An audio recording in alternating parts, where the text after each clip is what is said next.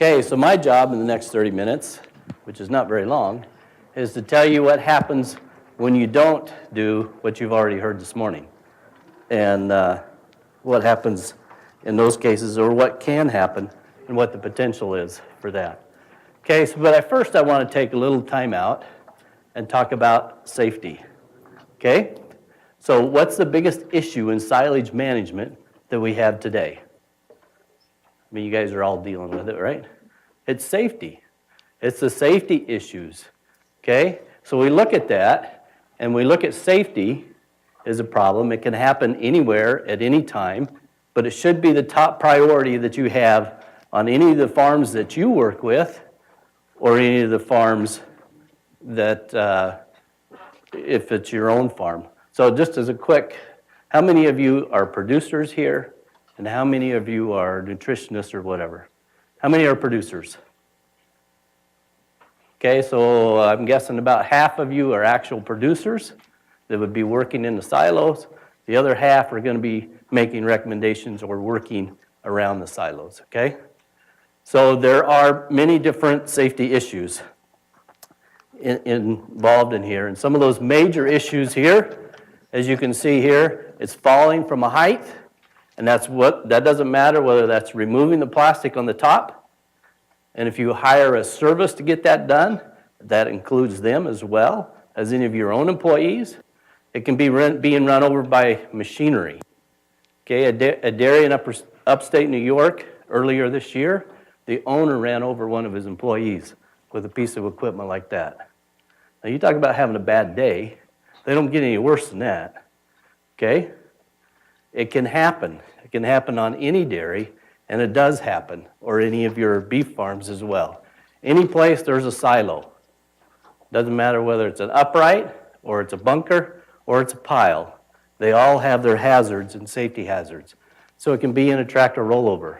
Usually those happen during packing, during the filling and the harvest situation. It can be crushed by an avalanche. And that's the most common safety issue that we see, is you see an avalanche that comes down and buries somebody in it. Okay? And it's usually because of complacency. We're not paying attention. We do it every day, and so then we get to sliding a little bit, start cutting corners, then something happens, and it wakes you up, and it's unfortunate. So a few quick tips, rules here to follow for you. Keep a safe distance from the face. Okay? That's one of the biggest mistakes most people make. They want to drive right up or walk right up to the face to look at it and see what's going on. Always have a buddy with you. If anything happens, there's somebody there to pull you out, or at least go get help. And a lot of times, a lot of people could have been saved had somebody been there to go get help on a timely basis. So fill safely. When you're filling the silo, you'll be there in a couple months doing that. Maintain everything carefully. Inspect carefully. You know, some of your feed companies today do not allow their employees to take silage samples for safety reasons. Now, I don't know about this part of the U.S., but other parts, the insurance companies are now getting involved and limiting how high you can make your piles for these reasons. Okay, I don't know if that's gotten here yet or not, but then the feed out is also correctly. So our objective is that everybody goes home to their families every single day. Okay? That's what we want to have happen. So safety, I just want to remind everybody, safety is critical in everything that we do. Okay? So when we talk about feed preservation, okay, you look at this scale right here, and you can see here that this is the dry matter of the feed. The blue line represents the amount of water that's in the feed. The yellow would be the dry matter that's in the feed, going from 0 to 100%. Okay, so when we want to preserve feed, we can't feed it today. We've got to store it some way to feed at a later time. There's two ways of doing that. One way is to take the air out of it. Okay? We dry it. That's how we make dry hay, right? Or, excuse me, take the water out of it. Take the water out of it, it makes a dry hay, makes a dry grain, right? Take all the water out and it dries everything out. The other way is to take all the air out. We have to get all the air out in order to make silage, high moisture corn, whatever we're doing. But what about all the places in between, those two red bars? What happens then? It's all garbage, right? It molds, it spoils, it turns into garbage. If we can keep those parameters in there within those red bars, then we're good. That's what our objective is. So we got to take the air out or we got to take the water out. One or the other and nothing in between. We got to do one of those. Okay? So if we look at the contaminants in silage, we can put those into 3 different categories. You can either look at undesirable microorganisms, and I've listed some of the major ones there. As you can see, Salmonella, Listeria, Clostridia are some of those, even crypto, yeast, molds. We can get undesirable chemicals, whether they come from the molds, from the crop in the field, such as mycotoxins, or we can get foreign objects in there. You know, there's never any wire that's in a bale or in silage, or you can get pop cans, you can get all kinds of things that get in there as foreign objects. They create problems. The other one are fermentation byproducts. So if you don't do what Luis and Renato told you this morning, you get bad fermentation, and you can get fermentation byproducts in there that can cause problems. Things such as butyric acid, things such as toxic amines, and those toxic amines smell just like the name is. Cadaverine and putrescine, okay, that's exactly what they smell like. And you can get ammonia in there, which is the breakdown of the protein that Renato just talked to you about, or nitrates that come in with the crop. All of them create their unique problems. What are the sources of these? Well, they can come from soil. You can get soil contamination, not as big an issue with corn silage as it is with your haylage and your hay crops, but it acts as a buffer against the fermentation that you're trying to create, and so it's negative to that. You can get plant damage, whether it's insects or it's hail. There's lots of plant damage there, and what that creates is a spot for mold and other diseases to get into that plant.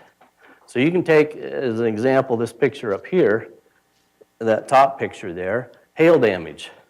Now that field was pretty well shredded.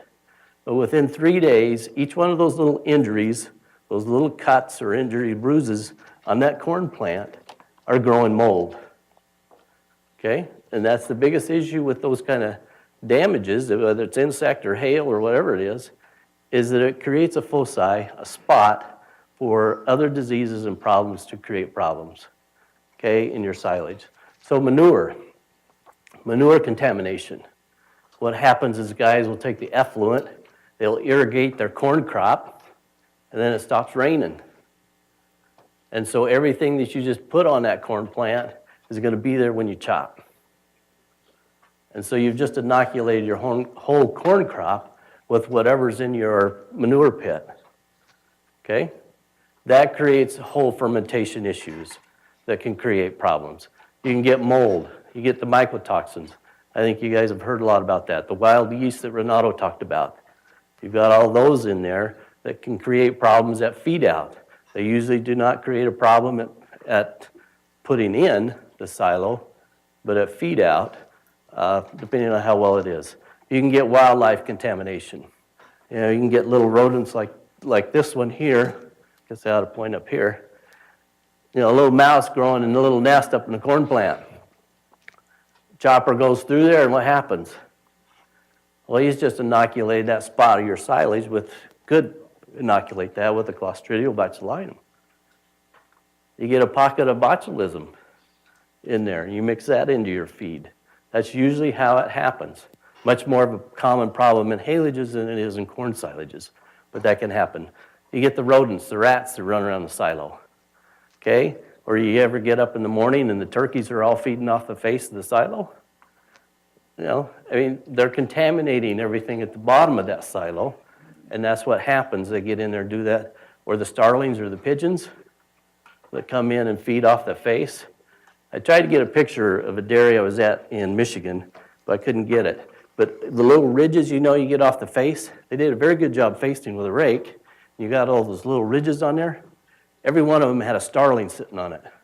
They were just covered the face of this silo, this corn silage pile, covered with starlings on those little ridges left by the rake.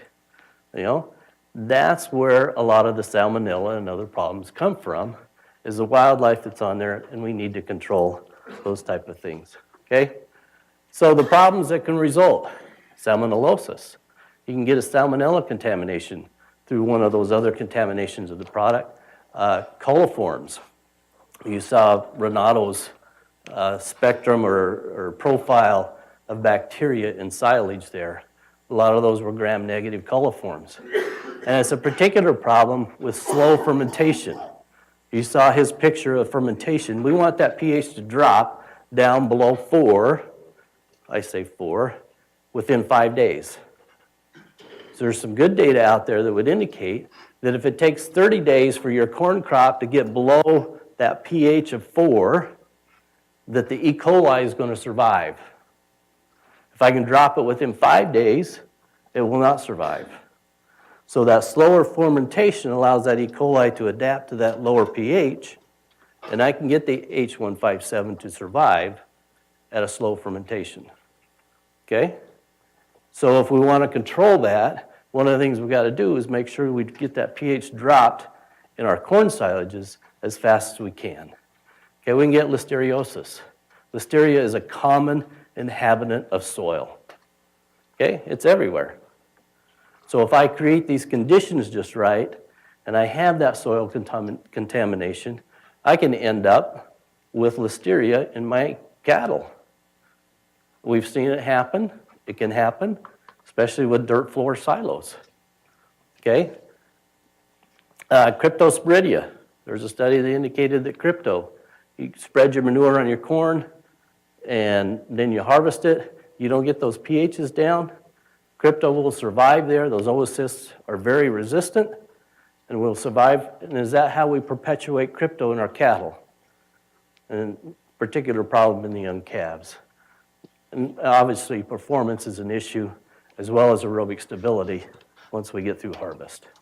Okay, so this is a study that was done at K-State out of Keith Bolson's lab, and first presented in 2000 at K-State Cattlemen's Day.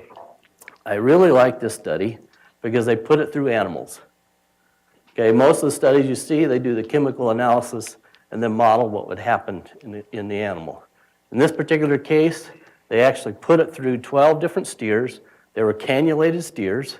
They had a single variety of corn, so that's not an issue. They harvested it at 80% milk line in there, and you can see the chop length. And they took this and they took every other load. They put one load in a bunker silo, and they packed it down up to about, final depth was 3 feet on that. And the other load they would put into an ag bag, and they called that normal. The bunker silo they called spoiled. And you look at that, because they waited 90 days to cover it with plastic. Okay, so how many of you, hopefully none of you wait 90 days, but some of you probably don't even cover at all. Okay, and in this case, they waited 90 days before they covered. Why 90 days? I don't know, but that's what they did. So they had normal and they had spoiled silage. This is what it looked like at feed out, at least what was classified as spoiled under the bunker silo. So you can see the thumb right there on the ruler. That was 3 feet. That was the fill height. And you see that that's dropped down, what's that drop down, 15 inches? Or it's dropped down considerably. Where did all that feed go? Where did all that feed go? You see that on the sides of your bunker silos, if you got bunker silos. If it was filled up here to the top of the wall, by the time I get the feed out, it's dropped down a good foot and a half. Where did it go? It went to CO2 and water. It's gone. It's dry matter losses that the first two guys talked to you about. Okay? And it left a 7-inch layer of slime. There was just sticks and slime. And then you had 15 inches down there at the bottom that you see kind of looks fairly normal. It's kind of got a bright yellow color in it. Very highly acidic. A lot of acetic acid in it. And, not very good feed. So then they took this and they fed it, okay? But before I get to that, I just want to illustrate what value this has. So if I take a bunker silo, and I'm looking at the surface area, this is not the footprint. So if it's a drive-over pile, it's the surface area, okay? 250 feet by 400 feet. You know, that's not a huge bunker. But you take that 21 inches of shrink, which is that spoiled slime layer and everything that was lost during the fermentation process. That's 21 inches, and if you did a good job packing it at 45 pounds per cubic foot, that's 4,000 tons of silage that just evaporated. It's gone. If you value that at $45 a ton, an as-fed ton, that's $180,000 that just went up in the air. That you put your good hard sweat and money into to produce and to put it into the silo that is just gone, that's vaporized. Okay? So that's what we've got to do in order to prevent that. $180,000 is a considerable amount of money. Certainly pay my salary. Okay? So they took this silage in there and they started feeding it. They fed it to these steers. So they fed it in different proportions. You can see the diet A, B, C, and D, depending on the percentage of spoiled feed versus normal feed that they included in the diets and then measured it. So there's a lot more data in the proceedings, and I encourage you to look there. If you want more of the data, I don't have time to cover the changes in the forages themselves, but let's look at dry matter intake, the graph at the left. What happens to dry matter intake when I start including that spoiled section into my feed? So I'm not pitching it off. I'm including it in there. And so you can see in this diet here, if you look at diet number B, A being normal, okay, or the 0% spoiled feed, at 25%, that means that top 3 feet made up 25% of the forage in a 90% forage diet that they just fed. And 5% of that is that spoiled slimy layer that I didn't peel off. Okay? So what happened to dry matter intake? I got 1.5 kilos loss. Those are kilos, right? No, those are pounds. I think those are pounds. But anyway, I got 1.5 pounds loss on there. That's very significant, isn't it? If you're feeding that to a pen of steers, and even if it's just a 1 pound drop in dry matter intake, because I've included 5% of the diet and include that spoiled part into the diet, that's a significant loss in performance on the dairy. And if you look at NDF digestibility, which Luis talked about this morning, you got a 7-point difference in NDF digestibility. Why am I putting corn silage in the diet? Because I want some fiber in that diet to help slow it down so that I get better fermentation off the grain portion that I'm putting in there for the steers. Now, a 7-point drop is a very significant drop in that digestibility. It's not going to go through the steer near as fast. Okay? So the thing to note here is the first increment was the largest increment.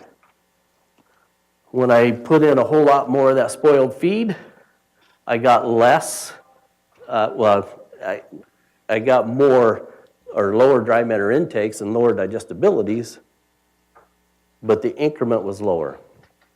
So the biggest one is the smallest inclusion rate. The other thing that noted, they didn't show the data on this, but in the write-up, a very significant statement was made. And I'd like to focus on that, in that spoiled silage had partially or totally destroyed the integrity of the forage mat in the rumen.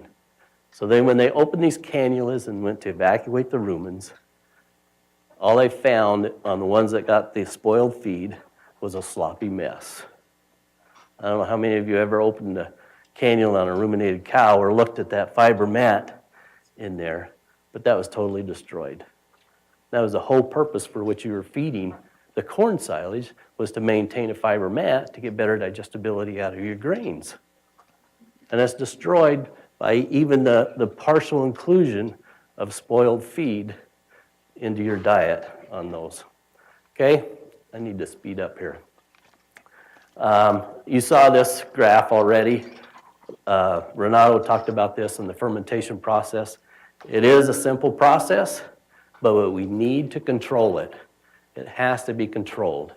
If you look at the wine industry today, those of you that, I don't drink wine, so I only know what they tell me, but if you used to always hear about the year, this was a good year, this was a bad year, and that determined the quality of the wine. You don't hear about that today. Why? Because they have control over the fermentation. It used to be you made wine by whatever was on the grapes when it came in from the field.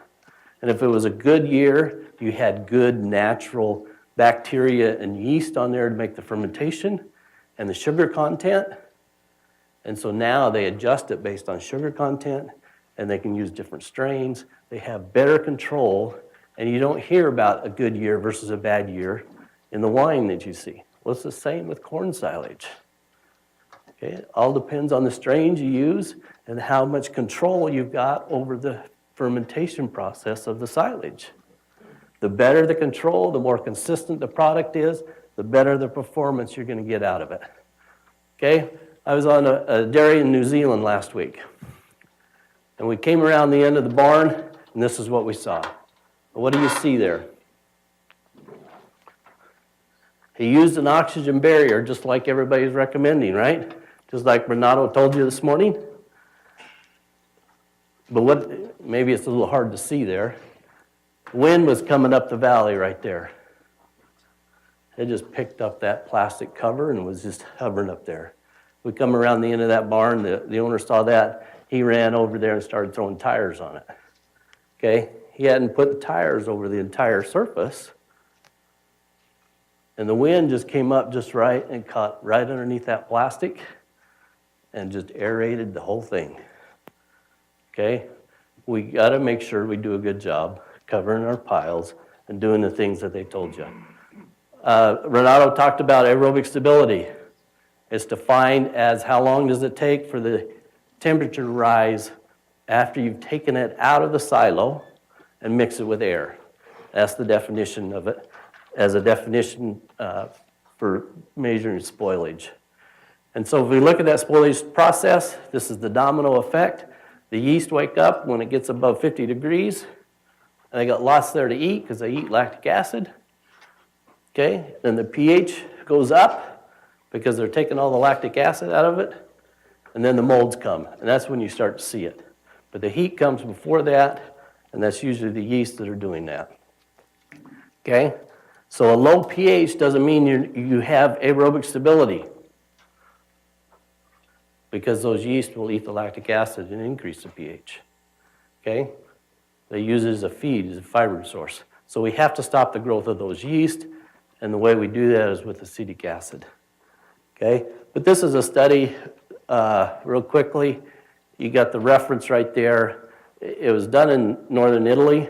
They surveyed 54 different bunker silos, and I like this because it has a take-home with it. And they surveyed these, and on each one of the silos, they surveyed 11 different spots at 7 different heights on the face to try and find a reference point and to measure what the stability of it was or the quality of the corn silage in those particular silos. And you can see what they analyzed for. So they used each one of the silos as its own control. And then they also sampled periphery and moldy spots. So the core sample, so you take the middle of the face, and they went in 400 millimeters, which is about 15, 16 inches. And they went in there and took the temperature at that depth. And that was a very stable depth, at least in all these silos. It didn't change with season. It didn't change with anything else. It was a very stable point and a reference point for each silo. And so then they measured what it was on the periphery and the other spots of the face based on that reference point. And so what they concluded then is that if the temperature went up more than 5 degrees C or 9 degrees Fahrenheit from that core spot, then you saw an increase in yeast count that was 5 log higher. That's significantly higher yeast count. So we didn't control the yeast in those spots. And then you can see those peripheral areas.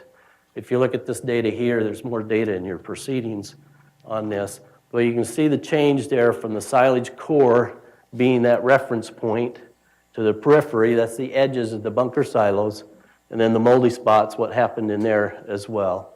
And you can see the temperatures increased. You can see how the different measures increased. Dry matter didn't change, but your yeast and mold counts do change, and your Clostridial spores do change in that time frame. So, but I like this because it's something you can go home and do. You get a compost thermometer, stick it in 15 inches in the middle of the face. There's your reference point. Now you can go around all the other points and put it in. You only have to put it in 6 inches, so you can use a smaller thermometer. You can buy one for $10 at Walmart, and it works fine. And you go in there and you can measure how good a job it is on your face and whether you've got any kind of dry matter losses or spoilage there. And this is the data to support that. So any of you can go home and evaluate your bunker silos tomorrow. Okay, so as we look at silage management, we need that rapid fermentation at the beginning, and we need that preservation at the end because you want shelf life. You know, whether you're cutting the silo like Renato showed you there, or just how much you're taking off the face every single day. And you saw his data on how much you need to take off every single day. So this is my little 2x2 table looking at silage management and forage quality. You know, I like here that if I have high quality silage and I do a good job putting it in and good job taking it out, I end up with high quality stuff. If you go to the opposite down here, low quality. I mean, that's pretty low quality. Probably 50% losses there, at least, in that silo. And if you put it in bad, it doesn't make it any better by ensiling it. Okay? All you can do is preserve what you put in and do the best job you can. So this is a dairy in Vietnam I was at 3 weeks ago. The day I was there, they were milking 17,500 cows running through the parlors. They put up 140,000 tons of corn silage every year. Those are metric tons. If you use a short ton like we use here, that's 154,000 short tons of corn silage that they buy locally every year. And this is how it's delivered. Okay? So it's delivered in these trucks, big trucks like this, as a whole plant. Okay? That's the way to get it. If he doesn't buy it this way, he doesn't get it because there's enough competition, somebody else is going to buy it. These guys go two crops of corn silage every year, so they want it off as fast as they can get so they can get the next crop in the ground. Okay? So it comes in delivered, whole plant, just like that. And it's about a 25% moisture level. So it's green as you can see right here. Okay? And so this is how he chops it. He's got 7 of these tub choppers like this. Okay? This one's he's got some of them are electric, some of them are tractor run. He's got an excavator there that he picks it up and puts it in there and he chops it out. Okay? Can you imagine doing 154,000 tons of that every year? Plus the 20,000 or 30,000 short tons that he does of his own crop every year, and that's the way he puts it in. Okay, and he inoculates all of it. And he does it all the inoculation is done by hand because of their chopping process. He's just got a backpack sprayer, got a guy that's spraying it as they move it into the silo. Okay? And this is what the silo looks like. He uses that same excavator to take it out. You can see the wet line up here on the pointer's not working. You know, from where he just faced that silo. He takes off 70 centimeters a day, which is about, 28 inches? Off the face every day is what he's taking off when he's feeding. He also feeds it fresh there, as much as he can. He feeds fresh. As it comes in, as it continues to come in, he feeds it fresh, or he feeds some of the silage in there and doing that. So I leave that with you. And this is how most of the dairymen in Vietnam get their milk to the market. Most of them are very small dairies. And you got these motorcycles running around with milk cans on the back of them, delivered to a collection point. But I leave that with you on the guy that's doing the 154,000 tons every year that he does it right, does a good job. If he can do it, you guys can do it. You can do it in Nebraska too. And all the benefits that were talked about this morning too. So that's what I have for you this morning, just as a quick summary. Forage quality cannot be improved through ensiling process. It can only be preserved, and it's only preserved to the level at which you manage that and do a good job. So remember, garbage in, garbage out, and to be safe every day. So I don't know if I got time for a question or two or not. Well, we're into the break a little bit, but let's take one question if there's. I guess everybody's ready for a break. Everybody's ready for a break. Okay. Let's thank the speaker.